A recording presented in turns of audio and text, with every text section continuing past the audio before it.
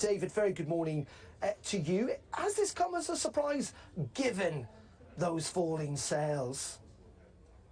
So we knew that he was going to be going in 2026. I mean, the dismal performance in North America really prompted his kind of longer term leaving. However, I think things have now got so bad at the company, particularly in the US context, that has now fed through to him going much more quickly. And there's clearly been a big disagreement on the board about the way forwards. But essentially, when every stakeholder, suppliers, workers, dealers and investors are unhappy, his position wasn't sustainable. So talk us through what is that disagreement? So I think he's been very good and, a world kind of leader in the industry in cutting costs. So he's really ruthlessly cut costs after the creation of this massive company, Stellantis, the fourth biggest car firm in the world.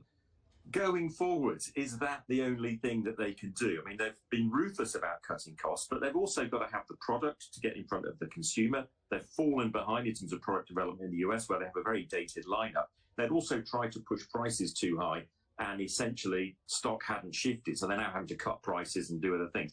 But essentially, they're going to have to develop new products, electric vehicles in particular, and I don't think they can necessarily do it on their own. They're going to potentially have to look for partners. And David, this obviously has an impact in some ways here, or does it? I suppose my question is, how much does this lead into the decision we saw last week with Luton and the decision by Vauxhall, which Stellantis owns, to close its plant there? So Stellantis have been looking to cut costs, cut capacity and close plants. And Luton was always going to be vulnerable because it was a small plant. And also, it's easier to close operations down in the UK. We've got a very flexible labour market. That's great for creating jobs, but also destroying them. So Luton, I think, has sadly gone. I think the big question going forwards is if there's a new boss at Stellantis, what does that mean for the other UK operations up at Ellesmere Port? And Carlos Tavares and Stellantis more generally have been very critical of the operating environment in the UK, both after Brexit, but also in terms of government policy. So there's going to be a question, I think, about the future for Ellesmere Port under new management. Now, hopefully, the investment coming in will secure it in the short to medium term, but that's not a guarantee. Well, so it could be up in the air.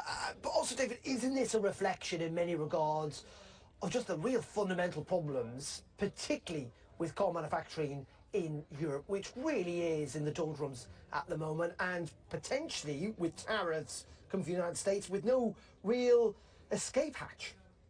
No, that's absolutely right. I mean, there's a kind of perfect storm. So a huge downturn in the Chinese market, which is the biggest market in the world. That's really hit car companies in Europe.